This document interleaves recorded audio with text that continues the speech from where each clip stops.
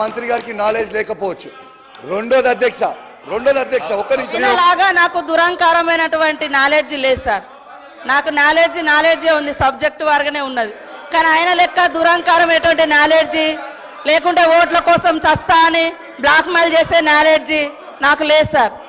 కాబట్టి ఆటో డ్రైవర్లు అనేక మంది గత ప్రభుత్వంలో ఇబ్బంది పడ్డమాట వాస్తవం. ఇవాళ మా పథకానికి ఆటో డ్రైవర్లకు అడ్డం పెట్టడం ఇది కరెక్ట్ కాదు. ఇది మహిళల కోసం పెట్టినటువంటి పథకం.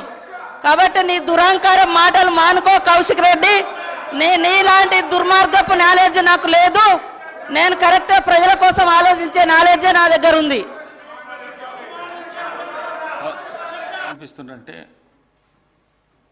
యుద్ధానికి పోతారు చూడు, అట్లా కనిపిస్తున్నారు. మీరు చేతులు గీతులు కిందికి దించి మంచిగా నీట్గా ఇది చేసి చెప్తే మంచిగా మహిళా మంత్రికి క్షమాపణ చెప్తాను.